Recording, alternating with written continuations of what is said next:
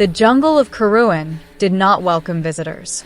It breathed, slow, damp, and heavy, exhaling mist between towering ironwood trees whose roots knotted together like the ribs of a buried titan. Bioluminescent spores drifted through the air, glowing faintly blue and green, illuminating a world that had never needed sunlight to thrive. Everything here hunted something else.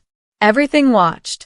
Commander Sharon of the Virexian Huntresses moved through the undergrowth without sound, her four-jointed legs flexing with predatory grace. Her chitinous armor blended perfectly with the shadows, patterned in dark emerald and black. The jungle respected strength, and Sharon had earned its silence. She paused, raising a clawed hand. Behind her, 3 huntresses froze instantly. They were elite, apex predators bred, trained, and cybernetically enhanced to stalk and eliminate dangerous life forms across dozens of worlds. Their current mission was simple in theory: investigate the crash of an unidentified human exploration craft and eliminate any survivors before the fragile local ecosystem was compromised. Sharon tasted the air through sensory filaments along her jaw. There. Movement. Recent. Careless. A smile crept across her mandibles. Prey. She clicked softly over the squad channel. Solo. Injured, most likely. Advance, pattern silent. The humans were a curious species, new to this quadrant, fragile by Virexian standards. Soft skin. No claws. No natural weapons worth noting. They relied on tools, technology, and numbers. Alone, in a jungle like Karun, that human wouldn't last a day. Sharon gestured, and her squad fanned out. Leaves parted. Branches bent and released. Somewhere ahead, something snapped a twig. Definitely human. She could already picture it. The panicked breathing, the clumsy attempt at concealment, the wide eyes when the realization struck that the jungle itself had turned against them. The huntress quickened her pace. Ethan Cole had stopped running an hour ago. Running wasted energy, and energy was survival. He crouched beneath a massive fern whose leaves were thick enough to deflect rain and most scanning pulses. Sweat streaked down his face, cutting lines through the grime, and dried blood smeared across his cheek. His crash harness lay discarded a kilometer back, along with half his rations and the shattered remains of the shuttle's navigation core. He'd kept what mattered. A knife. A compact survival rifle with 3 remaining power cells. A wrist-mounted field analyzer. And knowledge. Ethan had been a xenobiologist before he ever became an explorer. He'd spent years studying death world ecologies from behind reinforced glass. Karun had fascinated him from the start, a closed-loop predator ecosystem so efficient it bordered on elegant brutality. He'd memorized every data file he could before the mission. That knowledge was the only reason he was still alive. The jungle wasn't just dangerous. It was territorial. Every species occupied a niche. Every sound meant something. Every silence meant something worse. And right now, the jungle was quiet in the wrong way. Ethan slowly raised his wrist and checked the analyzer. The ambient electromagnetic field fluctuated subtly, barely noticeable, but consistent with active cloaking tech. Figures, he muttered. Not animals. Hunters. He closed his eyes for half a second and forced his breathing to slow. Okay. Think. He adjusted the small device clipped to his belt, a jury-rigged pheromone emitter he'd cobbled together from shuttle components and local flora. The jungle had taught him quickly. If you smelled wrong, you died. He smiled grimly. Time to teach someone else. Sharon felt it before she saw it. The jungle shifted. A low, resonant vibration passed through the ground, subtle but unmistakable. The ironwood roots beneath her claws tightened, drawing closer together. Overhead, the canopy dimmed as luminescent spores retreated, extinguishing their glow. Sharon halted. That wasn't fear. That was anticipation. Her squad hissed softly, unsettled. "Commander," one of them clicked, voice tight. "The environment is reacting." Sharon's eyes narrowed. "Explain." "I cannot. Fauna suppression patterns are changing. Apex species are withdrawing from the area." Sharon flexed her claws. Apex predators did not withdraw, unless something higher on the food chain had arrived. Her gaze snapped forward. The human stepped into view. He did not run. He did not hide. He stood openly in a small clearing, rifle lowered, posture relaxed in a way that made Sharon's instincts scream. His clothes were torn, his skin marked with cuts and bruises, but his eyes were calm. "Evening," the human said, voice rough but steady. "You ladies stalking me? Or is this a social call?" The huntresses emerged from concealment, weapons leveled. Sharon studied him closely. No visible fear response. No elevated respiration. No defensive posture. Impossible. "You are alone," Sharon said, translator rendering her clicks into smooth, cold speech. "Injured. Outnumbered. Surrender, human." The human chuckled. "That's funny," he said. "You're making the same mistake the jungle did." Sharon tilted her head. "Explain." Instead of answering, the human reached down and pressed something into the soil with his boot. The ground trembled. Sharon's threat sensor screamed. "Move," she shrieked. Too late. The jungle erupted. From the undergrowth burst a six-limbed razor beast, its carapace scarred with old wounds, eyes burning with territorial fury. It charged straight past Ethan and into the huntress's formation, mandibles snapping. At the same time, the canopy exploded as vine serpents dropped from above, coils lashing out with crushing force. Spores ignited in blinding flashes of bioluminescence, overloading optical sensors. Sharon slashed at a serpent, severing it mid-coil, but another wrapped around her leg, constricting with terrifying strength. One of her squad mates was dragged screaming into the underbrush, armor sparking as acidic saliva ate through it. "This is impossible," one huntress cried. The human triggered a stampede. Ethan moved. He didn't fire wildly. Each shot was precise, timed between the predator's attacks, not to kill them, but to redirect them.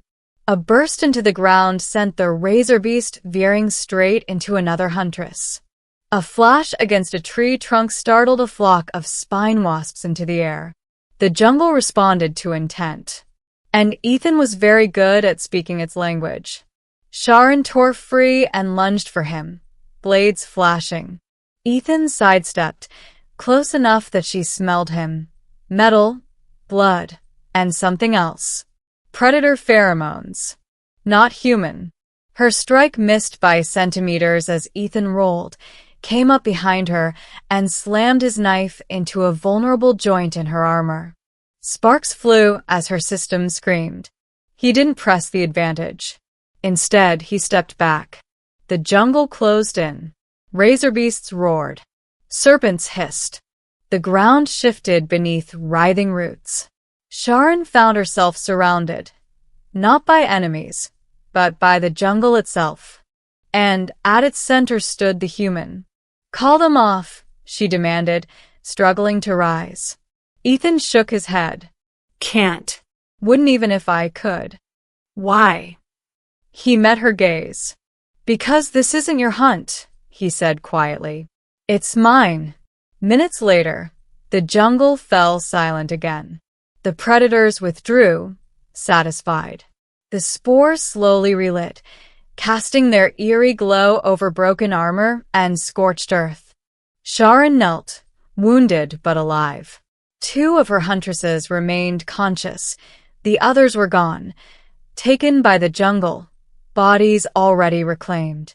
Ethan leaned against a tree, breathing hard now that the adrenaline faded.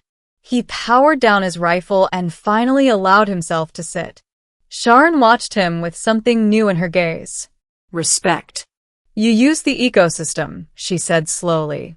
You manipulated apex species without dominance displays or force. Ethan shrugged. I listened. Learned what scared what hunted who. Same thing humans have always done. Sharon's mandibles twitched. We thought you prey. Ethan smiled, tired but genuine. Everyone does. A distant rumble echoed through the jungle. Thunder, or perhaps something larger. Sharon rose unsteadily. Our mission has failed, but this world has judged you. She paused, then bowed her head, a rare gesture among huntresses. You are not prey, human. Ethan looked out into the glowing forest. Yeah, he said softly. I know. Above them, the jungle watched, and it did not challenge him. The storm came at night. It did not announce itself with thunder or wind at first. On Karuin, storms were predators too, slow, patient things that gathered strength before striking. The air grew heavier, the bioluminescent spores dimming until the jungle sank into a bruised twilight. Ethan felt it in his bones long before the first drops fell. Sharon stood at the edge of the clearing, her injured leg braced against a root as she watched the canopy shift. The jungle was restless again, but this time not in hunger. Atmospheric destabilization, she said. A megastorm. It will flood this region.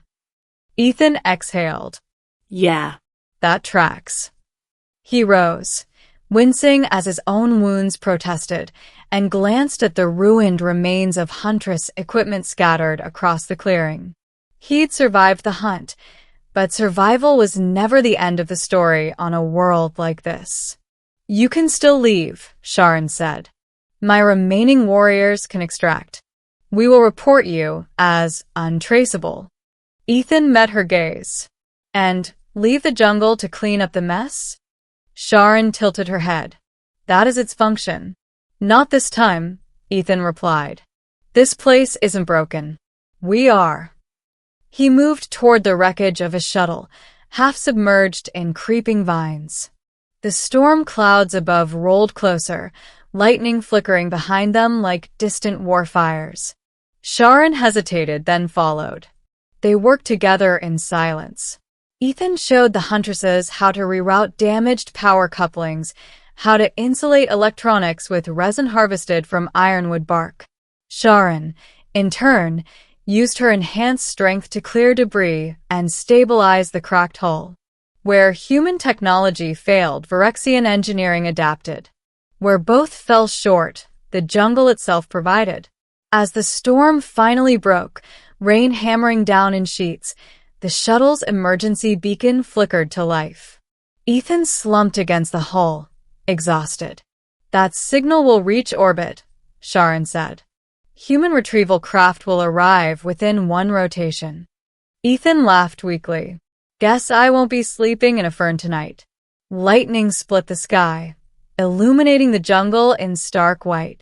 For a brief moment, Ethan saw movement at the edges of the clearing. Razor beasts, vine serpents, creatures with too many eyes and too much patience. They did not advance. They watched. They're letting us leave, Ethan murmured. Sharon followed his gaze. You have altered their perception of you. Good, he said. Would hate to be rude. When the human rescue ship finally descended through the storm, its engines roaring like an angry god, Sharon stood apart from her remaining huntresses. Her people would depart in a different direction, their own extraction already en route. Ethan approached her as the jungle receded into mist. So, he said, what happens now? Sharon considered him carefully. The huntresses will amend their doctrine, she said. Humans will no longer be classified as passive prey species. Ethan raised an eyebrow. What will you classify us as? A faint, dangerous smile crossed her mandibles. Environmental disruptors, she replied. Apex adjacent. He grinned. I'll take it. She stepped closer, lowering her voice. Karuan will remember you, Ethan Cole. Few off-worlders earn that. He extended a hand, an instinctive human gesture. After a moment, Sharon clasped it with her clawed fingers, careful despite their sharpness. Take care of the jungle, she said. Ethan nodded. Tell your people to stop underestimating things that look fragile. She released his hand. We already have. As the human ship lifted him away, Ethan looked down through the viewport at the endless green below. The storm was fading, clouds breaking apart to reveal the faint glow of bioluminescence returning to life. The jungle endured. On Karuan, the huntresses would tell a new story, not of a helpless human hunted through the trees, but of a lone figure who walked unafraid into the teeth of a death world and emerged as something the jungle itself chose not to challenge. And somewhere deep beneath the canopy, roots shifted, spores brightened, and predators slept. The jungle had learned. Humans were not prey. They were survivors. And sometimes, when the world demanded it, they became the hunt itself.